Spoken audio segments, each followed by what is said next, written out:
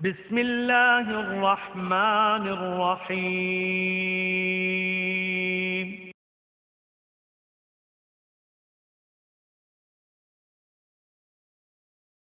ناظرین حضرات، مکتب توحید الجالیات الزلفی القصیم سعودی عرب کی پیشکش۔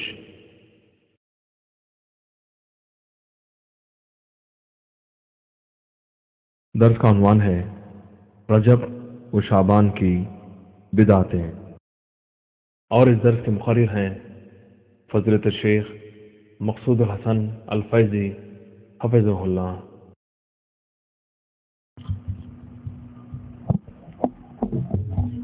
بسم الله الرحمن الرحيم. الحمد لله رب العالمين الرحمن الرحيم مالك يوم الدين، ونشهد أن لا إله إلا الله، ونشهد أن سيدنا ومولانا محمدا عبده ورسوله أرسله إلى الناس كافة بشيرا ونذيرا.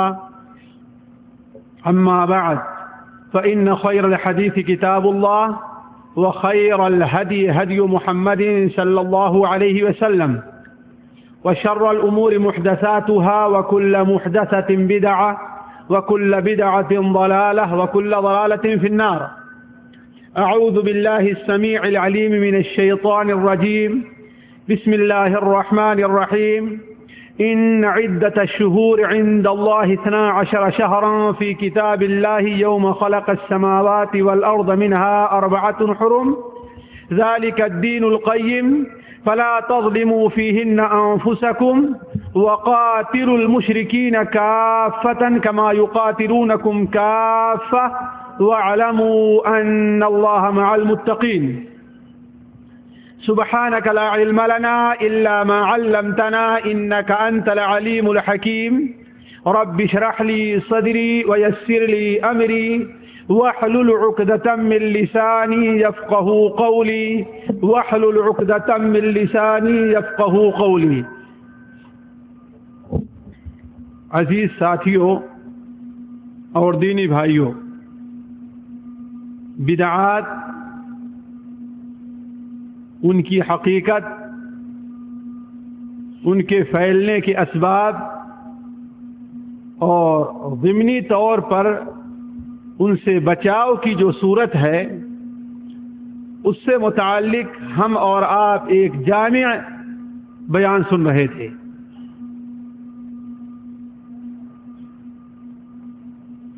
اسی سلسلے سے متعلق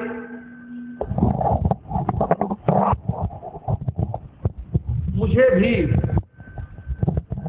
کچھ باتیں کہنے کے لیے حکم دیا گیا ہے،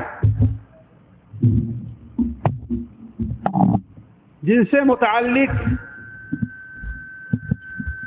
چند باتیں میں آپ کے سامنے رکھوں گا۔ سب سے پہلے مقدمے کے طور پر ایک ایسی بات کو ذہن میں رکھ لیا جائے جو ہمارے شیخ کے 1 گھنٹے کی تقریر کا خلاصہ ہے، اور اگر اس بات پر غور کر لیا جائے تو میری آگے کی بات سمجھنے میں آسانی ہوگی، اور صرف آسانی ہی نہیں بلکہ آپ کے لیے مستقبل میں بدعات کو جاننے اور پرکھنے کا ایک اصول مل جائے گا۔ پہلی بات تو یہ ہے کہ شیخ نے اپنی تقریر کے اندر یہ مختصر طور پر یہ بات آپ کے سامنے رکھی کہ دین کامل ہو چکا ہے۔ دین اسلام جو حضرت آدم علیہ السلام سے شروع ہوا اور حضرت محمد مصطفیٰ صلی اللہ علیہ وسلم پر آ کر کے تمام ہوا، یہ اب بالکل مکمل ہو چکا ہے۔ اور کسی چیز کے مکمل ہونے کا یہ معنی اور مفہوم ہے کہ اگر اس میں کسی چیز کا اضافہ کیا جائے پھر بھی غلط ہے، اور اگر اس میں سے کوئی چیز کم کر دی جائے پھر بھی غلط ہے۔ اگر اس میں کسی چیز کا اضافہ آپ نے کیا اس کا مطلب وہ چیز مکمل نہیں تھی. اس میں سے کسی چیز کو آپ نے کم کر دیا اس کا مطلب یہ ہے کہ پھر بھی وہ چیز مکمل طور پر اپنی حالت میں نہیں تھی. تو دین اسلام کو مکمل دین مان لینا اس بات کی واضح دلیل ہے کہ اللہ کے رسول صلی اللہ علیہ وسلم کی لائی ہوئی شریعت کے اندر نہ تو اب کوئی کمی کی جا سکتی ہے اور نہ ہی کوئی زیادتی کی جا سکتی ہے. جہاں زیادتی کی گئی یہ بھی غلط ہوا اور جہاں کمی کی گئی وہ بھی غلط ہوا. اور بدعت یہی چیز ہے کہ دین کے اندر کسی نئی چیز کا اضافہ کر دیا جائے. یہ تو پہلی بات ہے اور اس کو اچھی طریقے سے اپنے ذہن میں رکھیے. آپ روزہ ہے, نماز ہے, حج ہے, زکوٰۃ ہے, جتنی عبادات کے کام ہیں ان میں کوئی بھی ایسا طریقہ, کوئی بھی ایسی عبادت کا کوئی ایسا طریقہ جو اللہ کے رسول صلی اللہ علیہ وسلم سے ثابت نہیں ہے, وہ طریقہ اگر ایجاد کیا گیا تو وہ بدعت کا طریقہ ہوگا, وہ اللہ کے رسول صلی اللہ علیہ وسلم کی مخالفت ہوگی, آپ کے ساتھ خیرخواہی نہیں ہوگی. پہلی چیز. دوسری چیز جس کی طرف شیخ صاحب نے اپنے تقریر کے درمیان ہماری اور آپ کی رہنمائی کی وہ یہ ہے کہ اللہ کے رسول صلی اللہ علیہ وسلم نے یہ بات اپنی امت کی خیر خواہی کے لیے بڑے واضح طور پر بیان کر دی کہ وَمَن يَعِشْ مِنكُم بَعْدِي فَسَيَرَى اخْتِلَافًا كَثِيرًا, تم میں سے جو شخص ہمارے بعد زندہ رہے گا وہ بہت زیادہ اختلاف دیکھے گا. یعنی اس امت کے اندر کلمہ لا الہ الا اللہ اور محمد الرسول اللہ اس کلمے کو پڑھنے والے کے بیچ میں اختلافات ہوں گے, اور تھوڑے بڑے اختلافات نہیں بلکہ بہت سارے اختلافات ہوں گے. اور جیسا کہ شیخ نے آپ کو اللہ کے رسول صلی اللہ علیہ وسلم کی حدیث سکھائی کہ امت کتنے فرقوں میں بٹ جائے گی, 73 فرقوں میں بٹے گی. اور علماء عقیدہ کا یہ کہنا ہے یہ 73 فرقے تو وہ ہیں جو اصولی حیثیت رکھتے ہیں, ورنہ ان فرقوں کے ضمن میں سینکڑوں فرقے پیدا ہوں گے. مثال کے طور پر شیعہ فرقے کو لے لیجئے, اس کے 20-30 سے زائد فرقے صرف ایک فرقے کے اندر پیدا ہوئے. اب آپ اس ناحیے سے سوچئے کہ کتنا اختلاف امت کے اندر پیدا ہوا. ایک 73 اور پھر 73 کے بعد اس کی فروعات اور اس کی شاخیں نکلنی شروع ہو گئی. آپ صلی اللہ علیہ وسلم نے اس سے بچنے کا طریقہ کیا بیان فرمایا, غور کرنے کی بات ہے. آپ نے کیا فرمایا؟ علیکم بسنتی وسنت الخلفاء الراشدین المہدیین من بعدی, تم میری سنت اور میرے طریقے کو لازم پکڑے رہنا, اور میرے بعد جو ہمارے ہدایت یافتہ خلیفہ ہیں ان کے راستے پر تم لوگ بھی چلتے رہنا. یہاں سے ایک اصول ہمیں اور ملا کہ ہر وہ کام جو اللہ کے رسول صلی اللہ علیہ وسلم کی سنت سے نہ ثابت ہو اور خلفائے راشدین کا اس پر عمل نہ ہو, وہ طریقہ کیا ہوگا؟ بدعت ہوگا, دین کے اندر زیادتی ہوگی, وہ گمراہی کا راستہ ہوگا, اختلاف سے بچنے کا راستہ وہ نہیں ہوگا. ہے بات واضح نا؟ آخر آپ صلی اللہ علیہ وسلم کا یہ فرمانا کہ تم میرا راستہ, میری سنت, میرا طریقہ اور میرے بعد خلفائے راشدین کے طریقے کو اپنائے رکھنا, اس کا مطلب کیا ہے کہ خلفائے راشدین کا جو طریقہ ہوگا, ان کی جو سنت ہوگی, اس سے ہٹ کر کے جو طریقہ اپنایا گیا وہ طریقہ کیا ہوگا؟ بدعت کا ہوگا. اگر کوئی ایسا کام ہے جو نبی صلی اللہ علیہ وسلم کی سنت پہ نہیں ہے اور خلفائے راشدین کے طریقے پر نہیں ہے تو وہ عمل کیا ہوگا؟ بدعت کہے گا, چاہے جتنے سارے لوگ اس کے اوپر عمل کرتے ہیں, چاہے پورے ملک کے لوگ اس کے اوپر عمل کر رہے ہیں. جیسا کہ شیخ نے اشارہ کیا کہ بدعات کے پھیلنے کا ایک سبب یہ بھی ہے کہ لوگ سواد اعظم اور کثرت کو دیکھتے ہیں. کتنے لوگ ہیں اتنا عمل کر رہے ہیں پھر بھی کیسے غلط ہو سکتا؟ تو یہ اصول لے لینا چاہیے کہ جو طریقہ اللہ کے رسول صلی اللہ علیہ وسلم اور خلفائے راشدین کے طریقے کے خلاف ہوگا وہ کیا ہوگا؟ وہ بدعت ہوگا، دین کے اندر زیادتی ہوگی، شریعت کی مخالفت ہوگی، وہ سنت کبھی نہیں ہو سکتا. ٹھیک ہے نا؟ یہ دونوں باتیں ذہن میں آئی. پہلی بات کیا ہے کہ دین کامل ہے، مکمل ہے، اس میں نہ کمی ہو سکتی ہے اور دوسری چیز کیا ہے کہ جو طریقہ اللہ کے رسول صلی اللہ علیہ وسلم کا طریقہ نہ ہو اور خلفائے راشدین کا طریقہ نہ ہو، وہ طریقہ کیا ہوگا؟ دین کا طریقہ نہیں ہوگا، بدعت کا ہوگا. تیسری چیز آئیے، اللہ کے رسول صلی اللہ علیہ وسلم کی متعدد حدیث حضرت عمران بن حسین اور دوسرے صحابہ کرام سے مروی ہے کہ خیر الناس قرنی ثم الذین یلونہم ثم الذین یلونہم. بہترین لوگ میرے زمانے میں رہنے والے لوگ ہیں. سب سے بہترین لوگ کون ہیں؟ جو میرے زمانے میں ہیں، میرے قرن میں ہیں، میرے ساتھ ہیں یا میری صدی میں ہیں. علی اختلاف علماء کے بیان کے مطابق جو میرے ساتھ ہیں یا میری صدی میں ہیں، میرے زمانے میں جس زمانے میں ہوں. ثم الذین یلونہم، پھر اس کے بعد وہ لوگ ہیں جو ان کے بعد آئیں گے، پھر وہ لوگ ہیں جو ان کے بعد آئیں گے. یعنی 3 زمانہ ایسا ہے جس کے اندر ہمیشہ سنت کا غلبہ رہا ہے اور بدعت پٹتی رہی ہے. بدعت پٹتی رہی ہے اور وہ مغلوب رہی ہے. اور وہ 3 زمانہ کون ہے؟ اللہ کے رسول صلی اللہ علیہ وسلم کا. ظاہر بات اس زمانے میں بدعت کے سر اٹھانے کوئی سوال پیدا ہی نہیں ہوتا ہے. جیسا کہ بخاری شریف میں ہے کہ چند صحابہ کرام آپ صلی اللہ علیہ وسلم کی عدم موجودگی میں آپ کے گھر تشریف لے آئے اور آپ کی عبادت کے بارے میں سوال کیا. تو شاید ام سلمہ آپ کی زوجہ محترمہ ہیں.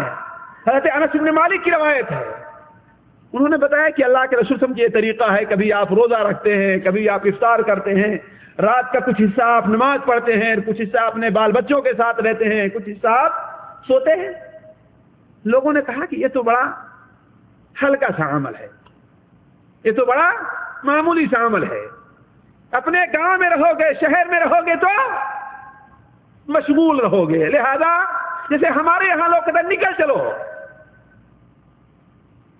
تاکہ بالکل تمام علائق سے، تمام چیزوں سے قطع تعلق ہو کر کے دین کے کام میں لگ جاؤ. آپ صلی اللہ علیہ وسلم نے اس کی تصحیح فرمائی اور کہا تم لوگوں کا یہ طریقہ غلط ہے، تمہارا یہ طریقہ غلط ہے، یہ طریقہ میری سنت نہیں بلکہ بدعت ہو گئے.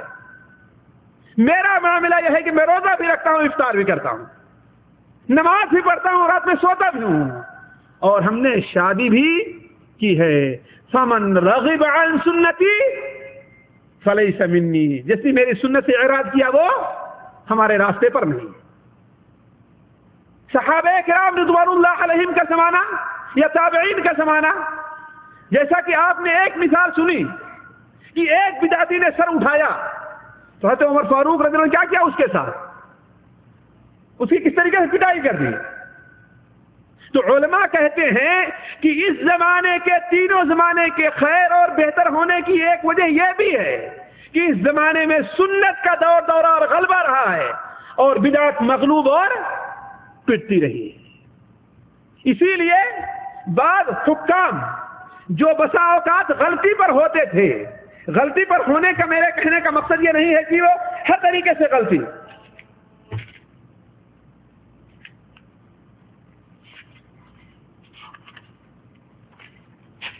غلطی پر ان کے ہونے کا مطلب یہ ہے کہ ان کے اندر بڑی کوتاہیاں بھی رہا کرتی تھی، ان سے دین سے متعلق بعض کوتاہیاں اور بعض غلط چیزوں کو صدور بھی ہوا کرتا تھا. لیکن دین کے غلبہ کا یہ عالم تھا کہ خالد ابن عبداللہ القصری، یہ جو اپنے وقت کا بصرہ کے اندر گورنر تھا، اس شخص نے ایک بدعتی جاد ابن درہم کو لے آیا اور بقرعید کے دن جس نے القدر کی اور جہمیت کی بدعت کو اس قوم میں ایجاد کرنا چاہا تھا امت مسلمہ میں، بقرعید کے دن عید کی نماز پڑھی، عید الاضحیٰ کی، اور سب کے سامنے لا کر کے اسے ذبح کر دیا اور کہا اے لوگوں تم اپنی قربانیاں کرو، میں جاد ابن درہم کی آج قربانی کر رہا ہوں، اس لیے کہ یہ کہتا ہے کہ اللہ تعالیٰ نے حضرت موسیٰ علیہ السلام سے کلام نہیں کیا ہے، یعنی یہ بدعت ایجاد کرنا چاہتا تھا کہ اللہ تعالیٰ ایسی بات نہیں کرتا کہ لوگ سنیں۔ اللہ، حالانکہ اہل سنت والجماعت کا یہ عقیدہ اللہ کلام بھی کرتا ہے، لیکن اس کے کلام کرنے کی کیفیت وہ نہیں جو ہم کرتے ہیں۔ آپ نے کلام کی اللہ تبارک و تعالیٰ نے، اور وہ کلام حضرت موسیٰ علیہ السلام نے سنا، حضرت موسیٰ علیہ السلام نے سنا۔ اللہ تبارک و تعالیٰ اس بات پر قادر ہے کہ بغیر منہ کے بھی بات کر سکتا ہے، بغیر کان کے بھی سن سکتا ہے، بغیر آنکھ کے بھی دیکھ سکتا ہے، لیکن اگر ان چیزوں کا ثبوت قرآن اور حدیث میں آ جائے کہ اللہ کی آنکھ ہے تو ہم مان لیں گے کہ اللہ کی آنکھ ہے لیکن ہماری آنکھ کی طرح نہیں ہے۔ تو یہ بدعتی جو پیدا ہوا، ان تمام چیزوں کا انکار کرنا شروع کیا، تو خالد بن عبداللہ قصری نے کیا کام کیا؟ اسے ذبح کر دیا وہی۔ تو ان تین زمانوں کے بہترین زمانہ ہونے کی ایک بہت بڑی وجہ یہ بھی ہے کیا کہ اس وقت سنت کا غلبہ رہا ہے اور بدعت بری طریقے سے پیٹی جاتی رہی ہے۔ تو میں عرض کر رہا تھا آپ سے کہ یہ تین چیزیں ہیں، ان کو ہمیشہ اپنے سامنے رکھیے۔ پہلی چیز کیا ہے کہ دین مکمل ہے، اس میں نہ کمی ہو سکتی نہ زیادتی ہو سکتی ہے۔ دوسری چیز کیا ہے بتائیے، بھول گئے اتنی دیر میں؟ دوسری چیز کیا ہے؟ ہاں، اللہ کے رسول صلی اللہ علیہ وسلم اور خلفائے راشدین کی سنت، آپ صلی اللہ علیہ وسلم کی سنت اور خلفائے راشدین کی سنت کے خلاف اگر کوئی چیز ہے، یعنی آپ سے اور آپ کے خلفاء سے اگر کوئی چیز ثابت نہیں ہے تو اس کا مطلب کیا ہے؟ وہ بدعت ہے۔ اسی طریقے سے جس چیز کا وجود تین ان زمانوں میں جن کی فضیلت اللہ کے رسول نے بیان فرمائی ہے، آپ کا زمانہ، صحابہ یا تابعین کا زمانہ اور تبع تابعین کا زمانہ، اس زمانے میں اگر کوئی چیز نہیں ہے تو وہ چیز کیا کہلائے گی؟ بدعت کہلائے گی۔ یہ تین چیزیں ہیں، اس کو سامنے رکھیے۔ اب ہم اپنے اصل موضوع کی طرف آتے ہیں، وہ کیا ہے؟ رجب اور شعبان کی بدعات سے متعلق۔ دیکھیے، رجب کا مہینہ اللہ تبارک و تعالیٰ نے ان مہینوں میں قرار دیا ہے جو مہینے حرمت کے ہیں، احترام کے ہیں۔ ان عدت الشہور عند اللہ 12 شہرا، مہینوں کی تعداد اللہ تعالیٰ نے کتنی ہے؟ 3 ہے۔ ہاں 12 ہے ہوش میں ہمارے ساتھ ہے، اس کا سو نہیں رہے، ہے کہ نہیں؟ مہینوں کی تعداد کل کتنی ہے؟ 12 ہے، اور 4 مہینے ان میں حرمت کے ہیں۔ کون؟ رمضان، شوال، ذوالقعدہ اور ذوالحجہ۔ ذوالقعدہ، ذوالحجہ، محرم اور سفر، یہ بھی غلط ہے۔ ذوالقعدہ، ذوالحجہ، محرم اور رجب، یہ صحیح ہے؟ جی ہاں، یہ 4 مہینے حرمت کے ہیں۔ ذوالقعدہ، ذوالحجہ، محرم، یہ 3 مہینے لگاتار ہیں، اور بیچ میں جا کر کے ایک مہینہ کون ہے؟ رجب کا ہے۔ یہ 4 مہینے اللہ تبارک و تعالیٰ نے حرمت کے قرار دیے ہیں، یعنی ان 4 مہینوں کو اللہ تبارک و تعالیٰ نے وہ مقام احترام کا دیا ہے جو دوسرے مہینوں کا نہیں ہے۔ اور یہ تعداد 12 مہینے کی اور ان 4 مہینے کی حرمت کی کب سے چلی آ رہی ہے؟ جس دن سے اللہ تعالیٰ نے آسمان اور زمین کو پیدا فرمایا ہے۔ اسی لیے عرب کے لوگ جو اپنے کو ملت ابراہیمی پر ہونے کے دعوے دار تھے، وہ ان 4 مہینوں کا بڑا احترام کیا کرتے تھے۔ ان 4 مہینوں میں قتل و غارت گری نہیں کرتے تھے، کسی قبیلے کے اوپر دوسرا قبیلہ حملہ نہیں کرتا تھا۔ اور اللہ تبارک و تعالیٰ کی اس میں بہت بڑی حکمت تھی کہ 3 مہینے ذوالقعدہ، ذوالحجہ، محرم، یہ تو حج کے لیے اللہ تعالیٰ نے موقع دیا تھا لوگوں کو، حج سے پہلے 1 مہینہ اور حج کے بعد ایک مہینہ، یہ 3 مہینے اور حج کا مہینہ، اور 5-6 مہینہ گزر جانے کے بعد لوگوں کو عمرہ کے لیے بھی 1 مہینے کی فرصت تھی تاکہ اطمینان سے آ کر کے اس مہینے کے اندر اس گھر کا یعنی بیت اللہ شریف کا وہ لوگ عمرہ وغیرہ کر سکیں۔ اسی لیے عرب کے اندر زمانے جاہلیت میں رجب کی بڑی اہمیت تھی۔ جو اہمیت رجب کو حاصل تھی وہ دوسرے مہینے کو نہیں حاصل تھی۔ کیوں؟ اس لیے ادھر 3 مہینے پڑ جاتے تھے جس میں کافی کشادگی رہا کرتی تھی، اور یہاں کر صرف 1 مہینہ رہا کرتا تھا، صرف 1 مہینہ رہتا تھا، جس کے جو وقت محدود تھا اسی کے اندر لوگوں کو سفر کرنا ہے، آنا ہے، جانا ہے، ایک دوسرے سے ملاقاتیں کرنی اور امن اور چین کے ساتھ پورے عرب کے اندر سیر کرنا ہے۔ اس لیے ان کے نزدیک یہ مہینہ بڑا مبارک مہینہ تصور کیا جاتا تھا۔ علی کل حال رجب کا مہینہ ان 4 مہینوں میں سے ایک مہینہ ہے جس مہینے کو اللہ تبارک و تعالی نے احترام کا مہینہ قرار دیا ہے۔ اس مہینے کی فضیلت سے متعلق اور اس مہینے کے اندر نیک عمل سے متعلق اللہ کے رسول صلی اللہ علیہ وسلم سے کوئی چیز ثابت نہیں ہے، اور یہ چیز علماء کے اتفاق کی بنیاد پر ہے، الا یہ کہ یہ مہینہ بھی حرمت کے مہینوں میں سے ہے۔ حضرت عبداللہ ابن عباس رضی اللہ تعالیٰ کا فرمان ہے کہ ان مہینوں میں جس طریقے سے اللہ تبارک و تعالیٰ نے عبادت کی اہمیت دی ہے، اسی طریقے سے گناہ کے کام کو بھی اس مہینوں میں زیادہ برا قرار دیا ہے۔ اس لیے کہ آپ لوگ اچھی طریقے سے جانتے ہیں جگہ کے اور مکان کے بدلنے سے کسی نیکی کی اہمیت بھی بڑھ جاتی ہے اور برائی کی بھی اہمیت شناعت بڑھ جاتی ہے کہ نہیں؟ کوئی آدمی جھوٹ بولے ورکشاپ میں اور کوئی آدمی جھوٹ بولے مسجد میں آ کر، دونوں فرق ہے نا؟ کوئی آدمی چوری کرے کسی ورکشاپ سے اور کوئی آدمی چوری کرے مسجد سے آ کر لوگوں کا جوتا، تو کیا ہے دونوں برابر ہیں؟ دونوں برابر نہیں۔ کیوں؟ اس لیے کہ یہ جگہ محترم ہے۔ اسی طریقے سے کوئی آدمی شراب پیے شوال اور شعبان وغیرہ کے مہینے میں اور وہ آدمی شراب پیے رمضان کے مہینے میں، تو دونوں کی شناعت اور قباحت کے اندر فرق ہے۔ اسی طریقے سے ہر مہینے میں گناہ کا کام برے ہیں، لیکن حرمت کے جو مہینے ہیں ان کے اندر گناہ کے کاموں کی شناعت اور بڑھ جاتی ہے۔ اسی لیے اللہ تعالیٰ فرماتا ہے فَلَا تَظْلِمُوا فِيهِنَّ أَنفُسَكُمْ، ان مہینوں میں اپنے اوپر تم لوگ ظلم نہ کرو۔ اپنے اوپر ظلم کا معنی بھی سمجھ لیجئے کیا ہے۔ کوئی آدمی اپنے کو تھپڑ مارتا ہے کہ اپنے کو پہاڑ پر سے گرا دیتا ہے۔ اپنے اوپر ظلم کا معاملہ کیا ہے؟ یعنی کوئی گناہ کا کام کرے جس کی وجہ سے اس کے اوپر سزا واجب ہو جائے۔ ظاہر بات کوئی انسان چوری کرتا ہے تو اپنے اوپر ظلم کرتا ہے، کیوں؟ اس لیے کہ ہاتھ اس کا کاٹا جائے گا۔ کوئی آدمی نماز نہیں پڑھتا اپنے اوپر ظلم کرتا ہے، کیوں؟ اس لیے کہ اسے اس کی سزا ملے گی۔ تو گناہ کے کام کرنے کو قرآن اور حدیث میں کیا کہا گیا ہے؟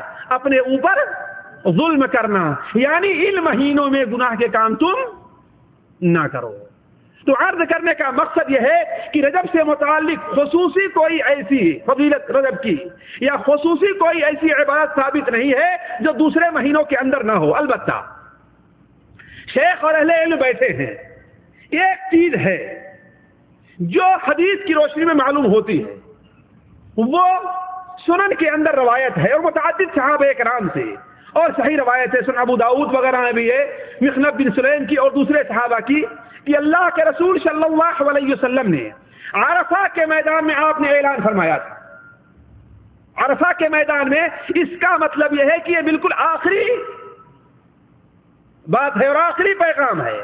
آپ نے عرفہ کے میدان میں اعلان فرمایا کہ ہر گھر والوں پر سال بھر میں ایک قربانی کرنا ہے اور ایک عطیرہ کرنا ہے۔ ایک قربانی کرنا ہے اور ایک عطیرہ کرنا۔ عطیرہ کی تھوڑی سی میں تفصیل کر دوں۔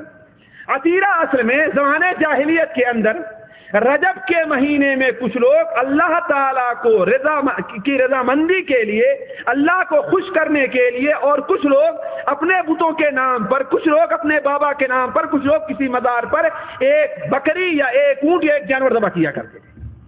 اسے کیا کہتے تھے؟ عطیرہ کہا جایا کرتا تھا، جسی کو رجبیہ بھی کہا کرتے تھے۔ اور ظاہر بات شریعت کے اندر غیر اللہ کے نام پر کوئی چیز ذبح کرنا جائز نہیں ہے کہ نہیں ہے؟ نہ چڑھاوا چڑھانا جائز ہے، نہ چادر چڑھانا جائز ہے، نہ مرغا چڑھانا جائز ہے، نہ بکری۔ سارا کا سارا کام کیا ہے؟ یہ شرک ہے۔ سارا کا سارا کام کیا ہے؟ یہ شرک ہے، چاہے رجب کے مہینے میں کیا جائے یا ربیع الاول کے مہینے میں کیا جائے یا ربیع الثانی کے مہینے میں 12 وفات اور 11ویں شریف اور فلاں شریف کو کیا جائے، جب بھی کیا جائے گا، جب غیر اللہ کے نام پر کوئی چیز چڑھائی جائے گی، اس کی نظر مانی جائے گی غیر اللہ کو خوش کرنے کے لیے، تو وہ کام کیا ہوگا؟ شرک میں داخل ہوگا۔ اسی لیے ایک نقطہ اور بتا دوں، بہت سے لوگ اس کے شریک رہے تھے۔ علماء عقیدہ نے لکھا ہے کہ ایک شخص آپ کے پاس آتا ہے، مثال کے طور پر وہ وزیر ہے، منسٹر ہے یا جج ہے، آپ نے اس کو دعوت دی، یا وکیل ہے یا ڈسٹرکٹ مجسٹریٹ ہے، یعنی کوئی بھی آدمی ایسا شخص ہے جس سے آپ کی کوئی غرض وابستہ ہے، آپ کے پاس مہمان کے طور پر آتا ہے۔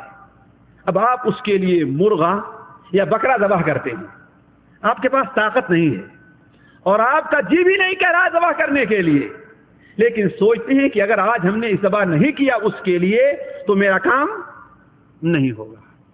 علماء کہتے ہیں یہ بھی شرک میں داخل ہے۔ کیوں؟ اس لیے کہ تم نے مہمانی کی نیت سے اور اللہ کو خوش کرنے کے لیے جانور ذبح نہیں کیا، اگرچہ اللہ کے نام پر ذبح کیا ہے، لیکن تمہارا مقصد اللہ تعالیٰ کو خوش کرنا نہیں ہے۔ کس کو خوش کرنا ہے؟ اس انسان کو خوش کرنا ہے۔ اسی لیے یہ چیز کیا داخل ہوگی؟ شرک کے اندر داخل ہو جائے گی۔ اسی لیے شرک کا معاملہ بڑا نازک ہے، بڑا گمبھیر ہے اور بڑا باریک ہے۔ اس سلسلے میں اچھی طریقے سے معلومات حاصل کرنا چاہیے۔ آپ غور کریں اس بارے میں کتنے لوگ اس مصیبت و شرک کے اندر گرفتار ہیں، بلکہ عمومی طور پر جن کے پاس اس قسم کے بڑے لوگ آتے ہیں وہ عمومی طور پر اسی نیت سے جانور ذبح کرتے ہیں یا مرغا ذبح کرتے ہیں، اللہ کو خوش کرنا مقصد۔ اگر وہیں پر آپ کی نیت ہو، ایک محترم آدمی آیا ہے، اللہ کے رسول صلی اللہ علیہ وسلم کا سنن ابو داؤد میں فرمان ہے کہ یا عائشہ انزل الناس منازلہم، اے عائشہ لوگوں کو ان کے مقام پہ رکھو، لوگوں کو ان کے مقام پہ رکھو۔ ایک عام آدمی آیا، اس کی مہمان نوازی صرف گوشت سے کر دی جائے یہ اس کا مقام ہے، اور ایک بڑا آدمی آیا اس کی مہمان نوازی کے مناسب کیا چیز ہے؟ مرغا اور بکرا ہے۔ یہ اللہ تعالیٰ کو راضی کرنے کے لیے کہ اللہ نے مہمان نوازی کا حکم دیا ہے، آپ وہی جانور ذبح کریں جس پر آپ کو ثواب ملے گا۔ لیکن آپ یہ کریں کہ بھائی اگر ذبح نہیں کروں گا تو ناراض ہو جائے گا اور میرا فلاں کام جو ہونے والا ہے وہ رک جائے گا، تو یہی چیز کیا ہو جائے گی؟ شرک کے اندر داخل ہو جائے گی۔ تو بات نکلی تھی وہاں سے کہ رجبیہ سے متعلق اللہ کے رسول صلی اللہ زمانے جاہلیت میں لوگ رجب کے مہینے میں ایک بکری یا ایسا جانور ذبح کرتے تھے، اور اس کے اندر بدعت یہ پیدا کر دیے تھے کہ وہ جانور بتوں کے نام پر لے جاتے تھے اور اسی پر اس کا خون بھی گرایا کرتے تھے۔ جس طریقے سے آج لوگ سال بھر بکرا اور مرغا پالے رکھیں گے، جب عرس کا زمانہ آئے گا تو لے جا کر وہاں پر ذبح کر دیں گے۔ ہوتا کہ نہیں ہوتا ہے؟ یہ وہی جاہلیت کی سنت ہے جسے آج ہم زندہ کر رہے ہیں، اور یہ شرک کے اندر بلکہ بسا اوقات شرک اکبر میں داخل ہے۔ اگر یہ جانور اس کے نام پر چھوڑا گیا ہے اور وہاں لے جا کر اس کو خوش کرنے کے لیے ذبح کیا جائے، یہ چیز شرک اکبر میں داخل ہو جائے گی۔ تو زمانے جاہلیت کے لوگ یہ کام کیا کرتے تھے۔ حالانکہ ایک بکرا ذبح کرنا اللہ تعالیٰ کے نام پر ہو اور غریبوں پر تقسیم کرنا ہو، چاہے جس مہینے کے اندر ہو، یہ چیز کیا ہے؟ ثواب کا کام ہے۔ تو اللہ کے رسول صلی اللہ علیہ وسلم نے کیا بیان فرمایا؟ ہر گھر والوں پر سال بھر میں ایک قربانی اور ایک عطیرہ ہے۔ اور نسائی شریف کی ایک روایت میں آپ نے کیا فرمایا؟ العطیرۃ حق، عطیرہ کیا ہے؟ حق ہے۔ یہاں سے یہ مسئلہ استنباط کیا جا سکتا ہے، البتہ آپ لوگ ابھی سوال لکھ لیں اور شیخ کے پاس بھیج دیں گے نماز کے بعد، کہ کہاں تک ہے۔ ان حدیث کی بنیاد پر بہت سے علماء نے یہ کہا ہے کہ ہاں اگر اللہ تعالیٰ کو خوش کرنے کے لیے، اس کی رضامندی کے لیے رجب کے اندر کوئی آدمی کوئی ایسا بکرا جانور ذبح کرتا ہے اور اسے غریبوں پر تقسیم کرتا ہے تو یہ چیز بدعت میں داخل نہیں ہوگی، بلکہ احادیث سے یہ چیز ثابت ہے۔ اسی طریقے سے صحابہ کرام کے بعد آثار سے پتہ چلتا ہے، جیسے حضرت عمر فاروق رضی اللہ تعالیٰ عنہ، حضرت عائشہ رضی اللہ تعالیٰ عنہ، حضرت عبداللہ بن مسعود، کہ یہ لوگ رجب میں بسا اوقات عمرہ بھی کیا کرتے تھے۔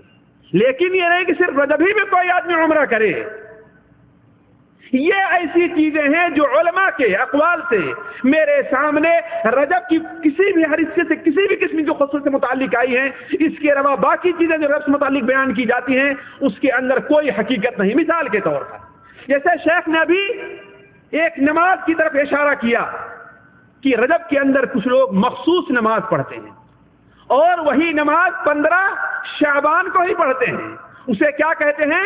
صلاۃ الرغائب کہا جاتا ہے. اور اللہ کا شکر ہے کہ ہمارے ہاں کم سے کم یہ بدعت ہے بھی تو پھیلی ہوئی نہیں ہے.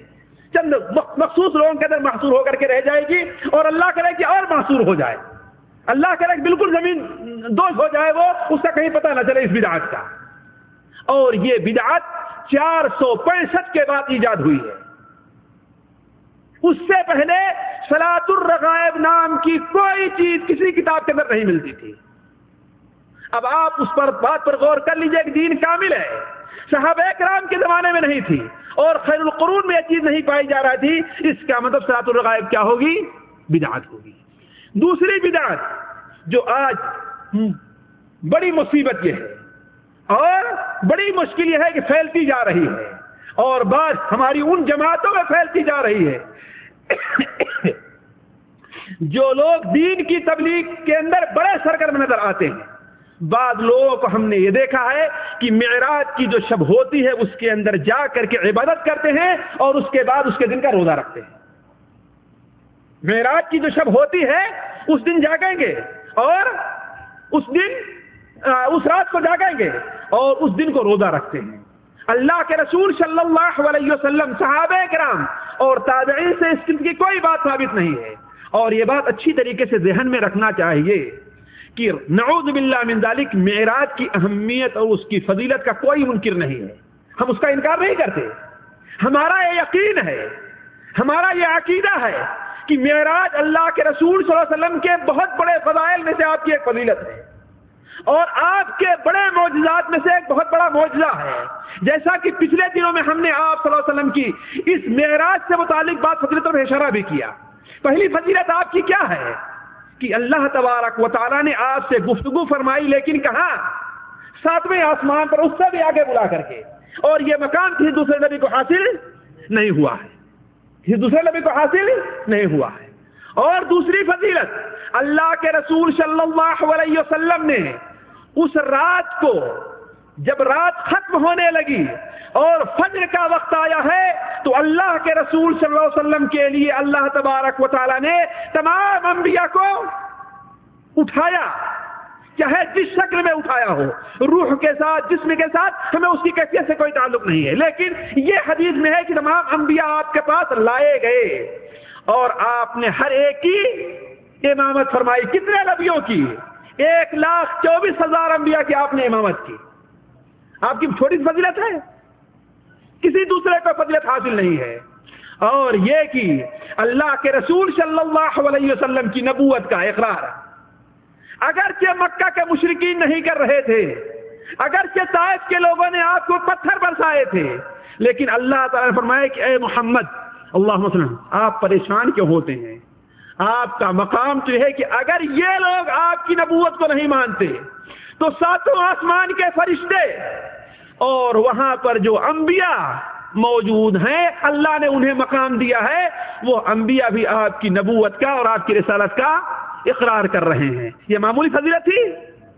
لیکن کسی چیز کے افضل ہونے کا یہ مفہوم قطعاً نہیں ہے کہ اس دن کو عبادت کا دن قرار دیا جائے. علی سبیل المثال جمعہ کا دن ہے، بہت سے علماء کے نزدیک عرفہ کے دن سے بھی افضل جمعہ کا دن ہے، لیکن خصوصی طور پر جمعہ کے دن کا روزہ رکھنا جائز ہوگا؟ نہیں جائز ہوگا، ہے کہ نہیں ہے؟ خصوصی طور پر جمعہ کی رات کو جا کر عبادت کرنا جائز ہوگا؟ حالانکہ کوئی کہے تو بہت مبارک دن ہے، ہم روزہ رکھیں گے اس دن، لیکن اللہ کے رسول صلی اللہ علیہ وسلم چونکہ منع فرمایا ہے، آپ نے کیا فرمایا؟ لا تخصوا لیلۃ الجمعۃ بعبادہ، جمعہ کی رات کو عبادت کے لیے خاص نہ کرو اور نہ جمعہ کے دن کو روزے کے لیے خاص کرو. لہذا معلوم یہ بات ہونی چاہیے کسی چیز کا افضل ہونا الگ معنی ہے اور اس کی مناسبت سے کسی عبادت کو خاص کرنا یہ الگ معاملہ ہے. لیلۃ المعراج اور اسراء یہ بڑی مبارک رات ہے اللہ کے رسول صلی اللہ علیہ وسلم کے لیے، لیکن ساری امت کے لیے بڑی افضل ہے، بڑی مبارک ہے. 5 وقت کی نمازیں فرض ہوئی اور 50 نمازوں کا ثواب آپ کو دیا جا رہا ہے. اور اللہ تبارک و تعالی نے اسی رات اللہ کے رسول صلی اللہ علیہ وسلم سے وعدہ کیا تھا کہ آپ کی امت کے تمام لوگ جو گناہ کا کام کرتے ہیں اگر استغفار کریں تو ہم انہیں معاف کر دیتے ہیں. ہے کہ نہیں؟ اسی رات تو ملی ہے امت کو یہ چیز. حضرت عبداللہ مسعود کی روایت ہے. اور ایک چیز ملی تھی کیا؟ سورہ بقرہ کے آخر کی 2 آیتیں. تو افضل بھی ہے، مبارک بھی ہے، سب کچھ ہے، لیکن چونکہ اللہ کے رسول صلی اللہ علیہ وسلم نے اس رات کو جا کر بات نہیں کی ہے لہذا میں بات نہیں کریں گے. اور اللہ تبارک و تعالیٰ کی بڑی مصلحت ہے، اللہ کا کوئی کام حکمت سے خالی نہیں ہوتا. یہ بات صحیح ہے نا؟ حالانکہ مسلمان سینکڑوں کی تعداد میں موجود تھے اور آپ ہجرت کے بعد 10 سال سے زائد زندہ رہے، لیکن یقینی طور پر تاریخی اعتبار سے اور حدیثی اعتبار سے یہ ثابت نہیں ہے کہ اسراء اور معراج کس رات کو پیش آئی. اللہ نے اسی لیے بھلا دیا ہے لوگ اسے بدعت کا ذریعہ نہ بنا لیں. کوئی بھی سیرت کتاب آپ اٹھا کے دیکھ لیجئے، الرحیق المختوم، اس کے اندر اسراء اور معراج کا حادثہ اور واقعہ کب پیش آیا ہے 6 اقوال نقل کیے. ہے کہ نہیں؟ تو یہ اللہ تعالیٰ کی بہت بڑی حکمت ہے کہ کس یقینی طور پر کس تاریخ کو اسراء اور معراج کا واقعہ پیش آیا. اللہ نے اسے امت سے چھپا لیا ہے، نہیں معلوم ہے کسی کو، تاکہ لوگ اسے بدعت کا ذریعہ نہ قرار دیں. اور اس مہینے میں جو ایک بہت بڑی بدعت ایجاد کی جاتی ہے، بلکہ اسی بدعت سے جانا ہی جاتا ہے، وہ کیا ہے؟ رجب کا کنڈا. یہ کس تاریخ کو منایا جاتا ہے؟ جی بتائیں. 22 رجب. اور کس لیے مناتے ہیں بتا دیں؟ نہیں مناتے کس لیے ہیں؟ امام جعفر کے ایصال ثواب کے لیے. امام جعفر صادق، امام جعفر ابن محمد ابن علی ابن حسین ابن علی رضی اللہ تعالیٰ عنہ، یہی تو ہے نا شیخ؟ جعفر ابن محمد ابن علی ابن حسین ابن علی. 148 میں ان کا انتقال ہوا اور سیرت اور تاریخ کی کتابوں میں، سیر اور تاریخ کتابوں میں جعفر الصادق کے نام سے جانا جاتا ہے. جعفر اور صادق کے نام سے جانا جاتا ہے. ان کا انتقال 148 کے اندر ہے. اور کس مہینے میں ہے؟ کس مہینے میں ہے؟ رجب کے مہینے میں نہیں ہے، نہیں رجب میں، شوال کے مہینے میں. تاریخ کی کتاب اٹھائیے، ایک تاریخ کتاب کا حوالہ دے رہا ہوں. ابن خلقان کتاب کیا نام ہے؟ سیرت پر جو ہے وفیات الاعیان. وفیات الاعیان اس کے اندر اٹھا کے دیکھ لیجئے، صراحت کے ساتھ انہوں نے لکھا ہے کہ شوال 148 ہجری میں ان کا انتقال ہوا. اب سوال یہ پیدا ہوا، انتقال تو ہے شوال میں اور آپ ایصال ثواب کا کام کب کر رہے ہیں؟ ان کے رجب میں 3-4 مہینہ پہلے ہی کر لے رہے ہیں آتا کہ جلدی کھانے کو مل جائے. وہ ہمارے شیخ نے بات کہی نا کہ اس میں کوئی نہ کوئی ایسی بدعت جو ایجاد کی ہے لوگوں نے تاکہ کھانے کا ایک ذریعہ ہو جائے. اور بدقسمتی سے ہر مہینے کے اندر کوئی نہ کوئی چیز ایجاد ہوگی. حتیٰ کہ جن راتوں کی فضیلت ثابت ہے ان راتوں کو عبادت کے بجائے انہوں نے کھانے کی رات بنا لیا ہے. جیسے ليلۃ القدر کو دیکھیے مٹھائیاں ہوتی ہیں، سوئیاں پتی، سارا کا سارا کام ہوتا رہتا ہے. جمعرات ہے، فضیلت کی رات ہے، لیکن جمعرات کی روٹی ضرور چاہیے، اس لیے کھانے کا کوئی نہ کوئی ذریعہ ہونا چاہیے. تو جہاں پر کھانے کا ذریعہ آ جائے وہاں پر آپ یقینی طور پر جان لیجئے کہ یہاں دال میں کالا کچھ ضرور ہے، کوئی ملاوٹ اس کے اندر ضرور آئی ہے. تو عرض کرنے کا مقصد رجب کا کنڈا جو ہے، جو امام جعفر کے نام سے کیا جاتا ہے، تاریخی اعتبار سے نہ تو امام جعفر رحمہ اللہ کی پیدائش رجب کے اندر ہے اور نہ ہی ان کی وفات ہے، بلکہ بعض تاریخ نگاروں نے تو یہ لکھا ہے کہ رجب کے کنڈے کی بدعت سب سے پہلے ہندوستان سے شروع ہوئی. اور حقیقت بھی ہے، آپ عرب دنیا میں بدعت نہیں پائیں گے شاید، عرب دنیا میں بدعت نہیں پائی جائے گی، کہیں پتہ لگا لیں آپ کسی سے بھی. رجب کے کنڈے کی بدعت وہ نہیں جانتے کہاں پر. رجب کے کنڈے کی بدعت ہندوستان سے پیدا ہوئی ہے، اور اس وقت جب مغل خاندان کی پکڑ پبلک پر کم ہونے لگی ہے اور شیعیت نے ہندوستان کے اندر زور پکڑا ہے. شیعیت نے نوابوں نے زور پکڑا ہے تو اس وقت یہ بدعت ہندوستان کے مغربی یو پی رامپور کے علاقے سے تقریباً ایجاد ہوئی ہے. اور اردو کا ایک مشہور شاعر امیر مینائی نے یہ بدعت ایجاد کی ہے. اور اس کے ایجاد کی وجہ بھی کیا ہے؟ وہ یہ ہے کہ حضرت امیر معاویہ رضی اللہ تعالی عنہ کا انتقال کب ہے؟ رجب کے مہینے میں. اس لیے اس خوشی کے اندر ان بدبختوں نے یہ بدعت ایجاد کی اور سنیوں کے اوپر لا کے تھوپ دی تاکہ سنی جس کو اپنا امام مانتے ہیں، اپنا خلیفہ مانتے ہیں، اسی کے انتقال پر خوشی منائیں. اور آج ہم بڑی خوشی سے مناتے چلے جا رہے ہیں. اس تفصیل طرف میں نہیں جانا چاہتا اور دوسری کے رجب کے کوڑے اس لیے کہ بات درمیان میں رہ جائے گی. آگے والی بات آتی ہے شعبان سے متعلق. شعبان ان مبارک مہینوں میں سے ہے جس مہینے کی اہمیت اللہ کے رسول صلی اللہ علیہ وسلم بہت دیا کرتے تھے. حتیٰ کہ حضرت انس بن مالک، حضرت اسامہ بن زید، حضرت ام سلمہ، حضرت عائشہ رضی اللہ تعالی عنہم اجمعین، ان تمام لوگوں کی روایات کا خلاصہ یہ ہے، بخاری مسلم تمام کتب حدیث میں یہ ہے کہ اللہ کے رسول صلی اللہ علیہ وسلم جس کثرت سے شعبان کا روزہ رکھتے تھے کہ دوسرے مہینے کو روزہ نہیں رکھتے تھے. حتیٰ کہ حضرت ام سلمہ کی روایت یہ ہے کہ بسا اوقات آپ پورے مہینے شعبان کو روزہ رکھ جایا کرتے تھے. اور جب حضرت اسامہ نے سوال کیا، نسائی شریف کی روایت ہے کہ اے اللہ کے رسول صلی اللہ علیہ وسلم، ہم یہ دیکھتے ہیں کہ آپ جس کثرت سے شعبان کا روزہ رکھتے ہیں کسی دوسرے مہینے کا روزہ نہیں رکھتے، تو آپ نے کیا بیان فرمایا؟ یہ وہ مہینہ ہے جو دو مبارک مہینوں کے بیچ میں آتا ہے. مبارک مہینے یہ میری طرف سے اضافہ ہے. یہ وہ مہینہ ہے جو دو مبارک مہینوں کے بیچ میں آتا ہے. کس میں؟ رمضان میں، اور رمضان کے اور رجب کے. رمضان میں لوگ کثرت سے عبادت کرتے ہیں اور رجب کو بھی لوگ احترام کی حیثیت دیتے ہیں. حافظ ابن حجر نے اس حدیث سے استدلال کیا ہے کہ گویا کہ لوگ رجب کے مہینے بھی روزہ رکھتے تھے. آپ نے کیا بیان فرمایا؟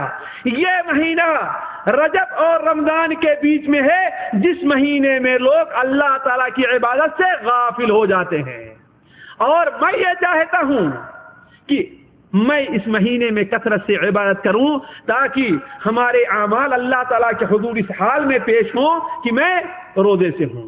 اور یہ وہ مہینہ ہے جس مہینے بندوں کا سالہ بجٹ اللہ تعالیٰ کے حضور پیش کیا جاتا ہے. کون مہینہ؟ شعبان کا مہینہ ہے. تو معلوم یہ ہوا کہ اس مہینے میں سنت کا کام کیا ہے؟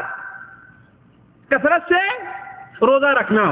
اور وہ حدیث جسے علامہ البانی رحمہ اللہ، حافظ ابن حجر اور دوسرے بہت سے علماء نے اسے صحیح قرار دیا ہے، سنن ماجہ وغیرہ کے اندر، ترمذی شریف میں ہے کہ شعبان کی 15ویں رات کو اللہ تبارک و تعالی اپنے بندوں کی طرف نظر رحمت کرتا ہے اور مشرک اور مشاہین کے علاوہ سارے لوگوں کو معاف کر دیتا ہے. اس حدیث کی صحت علماء کے نزدیک مختلف بھی ہے، لیکن اگر صحیح ہے تو اس کا مطلب یہ ہے کہ دو اور اہم کام اس مہینے کے ہمارے اور آپ کے سامنے آتے ہیں. وہ کیا ہے؟ آپس کے اختلاف کو دور کیا جائے. ایک بھائی دوسرے بھائی کا کینہ اپنے دل کے اندر نہ رکھے. کیوں؟ اس لیے کہ اگر کینہ رکھا تو اس مبارک مہینے میں اس کی مغفرت نہیں ہو پائے گی. اور دوسری چیز یہ ہے شرک سے بھی دور رہا جائے. چھوٹا شرک ہے تو، بڑا شرک ہے تو، کھلا شرک ہے تو، ظاہری شرک ہے تو، ہر قسم کا جو شرک ہے اس سے انسان اپنے آپ کو بچائے. تو یہ اس مہینے کا مبارک کام ہے. کون سا کام؟ کثرت سے روزہ رکھا جائے. اور دوسرا آپسی اختلاف کو، انشقاق کو، پھوٹ کو، جس کی اس وقت امت مسلمہ حتیٰ کہ ایک ساتھ کام کرنے والے، ایک روم میں رہنے والے، ایک مجلس کے اندر بیٹھنے والے دو بھائی آپس میں رہتے ہیں لیکن دونوں کے دل ایک دوسرے سے ملے نہیں رہتے. حتیٰ کہ بسا اوقات ایک اسٹیج پر تقریر کرنے والے رہتے ہیں پھر بھی دونوں کے دل ملے ہوئے نہیں رہتے. ہے کہ نہیں ہے؟ پھر اللہ تعالیٰ کی رحمت کیسے نازل ہوگی؟ ایک کام کرے، دعوت کا کام وہ بھی کرتا ہے، دعوت کا کام وہ بھی کرتا ہے، تبلیغ کا کام وہ بھی کرتا ہے، تبلیغ کا کام وہ بھی کرتا ہے، لیکن دونوں کے دلوں کے اندر اتنا فاصلہ ہے جتنا زمین اور آسمان کے بیچ میں فاصلہ ہے. اور اگر بیٹھائیے دونوں کو کہ آپس میں بیٹھ کر کے مسئلے کو حل کر لیں تو معاملہ اور بگڑتا چلا جاتا ہے. ایک دوسرے کے اوپر الزام، ایک دوسرے کے اوپر تہمت، ایک دوسرے کے بارے میں بددلی، معاملہ دور تک بڑھتا چلا جاتا ہے، حالانکہ یہ کوئی معمولی بات نہیں ہے۔ امام بخاری رحمہ اللہ اپنی کتاب الادب المفرد میں نقل فرماتے ہیں کہ بندوں کے نامے اعمال جمعرات کو اور سوموار کو بندوں اللہ کے اوپر پیش کیے جاتے ہیں، اللہ تبارک و تعالیٰ تمام لوگوں کو معاف کر دیتا ہے، مگر وہ شخص جو اپنے بھائی کا کینہ اپنے دل میں رکھتا ہے، اللہ تعالیٰ کیا فرماتا ہے؟ چھوڑ دو، ان کو کنارے کر دو، ان کا معاملہ کنارے کر دو، یہاں تک کہ دونوں آپس میں صلح کر لیں۔ تو یہ مبارک مہینہ جو آنے والا ہے یہ ہمارے آپ کو درس عمل دے رہا ہے، سرائے عام ہے ان لوگوں کے لیے جو اپنے بھائیوں کا کینہ اپنے دلوں کے اندر رکھتے ہیں، چاہے عامی ہے تو، چاہے عالم ہے تو، چاہے جاہل ہے تو، چاہے مولوی ہے، چاہے جو کوئی بھی ہے، کہ اپنا محاسبہ کرے، اپنے ماضی کو دیکھے کہ آیا کس بنیاد پر میں اپنے بھائی کا کینہ اپنے دل میں رکھ رہا ہوں۔ اس لیے کہ امام بخاری رحمہ اللہ نے ادب المفرد کے اندر ایک روایت نقل کی ہے اور ایک واقعہ نقل کیا ہے حضرت ابو ہریرہ رضی اللہ تعالی عنہ کا، کہ وہ ایک مجلس میں درس دے رہے تھے اور کہا درس شروع کرنے سے پہلے ذرا غور سے سنیں گے، درس شروع کرنے سے پہلے کہ اللہ کا واسطہ ہے کہ اس مجلس میں اگر کوئی شخص رشتہ داری کو توڑنے والا، اپنے بھائی کا کینہ رکھنے والا تو نکل جائے اس مجلس سے، اور جب تک نہیں نکلتا میں اللہ کے رسول کا پیغام نہیں سناتا، اس کو اللہ کے رسول کی حدیثیں نہیں سناتا ہوں۔ یہاں تک کہ ایک شخص نکل کر کے گیا اپنی خالہ یا اپنی پھوپھی کے پاس اور معذرت چاہیے۔ اس کی پھوپھی نے کہا کہ بیٹے اتنی دن سے تو ہم سے دور ہو، ناراض ہو، آج وجہ کیا ہے تو اپنی معافی چاہنے کے لیے آئے ہو؟ کہا اللہ کے رسول کے صحابی نے یہ بات کہی ہے۔ کہا ٹھیک ہے ہم نے تمہیں معاف کر دیا، لیکن جا کر پوچھا ان صحابی سے انہوں نے ایسی بات کیوں کہی ہے؟ مجلس کے خاتمے پر وہ شخص آ کر کے پوچھتا ہے تو حضرت ابو ہریرہ نے کیا جواب دیا کہ اللہ کے رسول صلی اللہ علیہ وسلم کا فرمان ہے کہ ان مجلس والوں پر اللہ تعالیٰ کی رحمت نازل نہیں ہوتی جس مجلس کے اندر کوئی کینہ پرور اور رشتہ داری کو توڑنے والا موجود۔ تو امت مسلمہ پر اللہ کی رحمت کیسے نازل ہوگی؟ جتنی لمبی لمبی دعائیں کی جائیں، جتنا رویا جائے اللہ تعالیٰ کے سامنے، لیکن جب تک اپنے دلوں کو نہیں صاف کیا جاتا، اپنے دل سے بھائی کا کینہ نہیں نکالا جاتا، ایک کام کرنے والے، ایک مجلس میں بیٹھنے والے، ایک مسجد میں نماز پڑھنے والے، ایک ساتھ سپاٹ کر کے کھڑے ہونے والے، ایک اللہ کی دعوت دینے والے، ایک رسول کا پیغام پہنچانے والے، دونوں کے اندر اتنی دوری ہے جتنا زمین اور آسمان کی دوری ہے۔ ان سے کبھی مزاج ملا ہے نہ دل ملا، یہ اتفاق ہے کہ وہی ہم نشی رہے، ذہنوں کا فاصلہ ہے جب فاصلہ مشیر، وہ ہم خیال ہو نہ سکے ہم نشی رہے، یہ ہے ہمارا حال۔ تو یہ مہینہ مبارک مہینہ شعبان کا جو آ رہا ہے یہ ہمیں دعوت عمل دے رہا ہے کہ ہم 3 چیزوں کی طرف خصوصی طور پر توجہ دیں۔ پہلی چیز کیا ہے؟ کثرت سے روزہ رکھیں، اور کثرت سے روزہ رکھنے کی جو فضیلت ہے ہم اچھی طریقے سے جانتے ہیں۔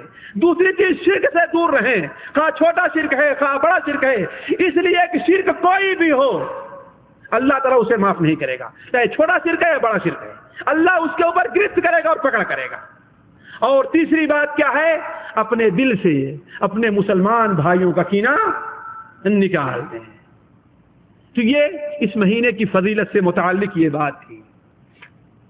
اب یہ دیکھیں اختصار کے طور پر کہ اس مہینے میں بدعات کیا کیا ایجاد کر لی گئی، اور وہی 3 اصول جو ہم نے شروع میں رکھے ہیں، ان تفصیل کو میں نہیں رکھوں گا، 3 اصول کو سامنے رکھیں۔ کیا یہ چیزیں اس سے پہلے پائی جاتی تھی کہ نہیں پائی جاتی تھی؟ صحابہ کرام کے زمانے میں تھی، حدیثوں کے اندر موجود ہے، خیر القرون میں اس کا وجود تھا، قطعاً یہ چیزیں نہیں تھی۔ پہلی چیز تو کیا ہے؟ آتش بازی، پٹاخے پھوڑنا۔ دیکھ لیجئے دکان والے لا کر کے اپنی دکانیں سجانا شروع کر دیں گے ابھی سے، ہندوستان اور پاکستان کے اندر۔ سعودیہ میں شروع ہو گیا بدقسمتی سے یہ چیز، سعودی میں شروع ہو گئی۔ امت کا پیسہ، جہاں لوگ اس امت کے اندر ایسے بھی پائے جاتے ہیں کہ جب جانور ذبح کیا جانا شروع ہوتا ہے تو بچے اس کا خون لینے کے لیے اپنا پیار لے کے کھڑے ہو جاتے ہیں، تاکہ اس خون، ناپاک خون کو، نجس خون کو پی کر کے اپنی بھوک بجھائے۔ وہاں پر ہمارا یہ حال ہے مسلمانوں کہ ہزاروں نہیں بلکہ لاکھوں کا پیسہ ہم آتش بازی کے اندر اڑا دیتے ہیں، جبکہ یہ ایسی چیز ہے جو خیر القرون کے اندر کہیں نہیں پائی جاتی تھی۔ اور یہ بدعات مسلمان ہندوستان کے اندر ہندوؤں سے آئی ہے اور غیر ہندوستان میں مجوسیوں سے بدعات آئی، اس لیے کہ ہندو دیوالی مناتا ہے تو مسلمان شب برات منانا شروع کر دیا، بالکل دیوالی کی نقل ہے. اور اگر دیوالی میں جو جو کام ہوتے ہیں اور جو جو عقیدے پائے جاتے ہیں اس پر آپ اگر نظر کریں تو مکمل طور پر آپ کو شعبان اور شب رات کے مہینے میں آپ کو نظر آئے گا. اچھے اچھے کھانے پکانا دیوالی میں پکاتے ہیں. دیوالی کے اندر بھی اپنے پرکھوں کا کھانا پکا کر کے رکھتے ہیں اور مسلمان بھی اپنے بزرگوں کا فاتحہ کرتے ہیں.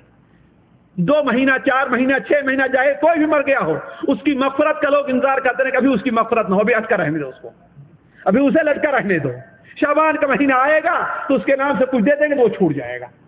ارے خیر خواہی تو یہ ہے کہ جیسے ہی وہ مرا ہے اس کا چھٹکارا کراؤ اللہ تبارک و تعالیٰ سے, اس کے لیے دعا کرو, اس کے لیے صدقہ اور خیرات کرو, اس کا قرض ادا کرو, اس کے اوپر جو لوگوں کے حقوق ہیں وہ ادا کرو.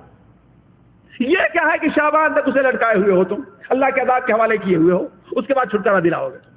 تو جس طریقے سے ہندو دیوالی کے موقع پر اپنے پرکھوں کا کھانا کراتے ہیں اور مردوں کی عید کہتے ہیں, اسی طریقے سے مسلمانوں نے بھی یہ بدعت اپنی قوم کے اندر اور اپنے اندر ایجاد کر لی. تو ہندوستان میں یہ بدعت مسلمانوں نے ہندوؤں سے لی ہے اور غیر ملکوں میں یہ بدعت کہاں سے لی گئی ہے؟ مجوسیوں اور آتش پرستوں سے, اس لیے کہ وہ لوگ آگ کی اہمیت دیا کرتے تھے. اسی طریقے سے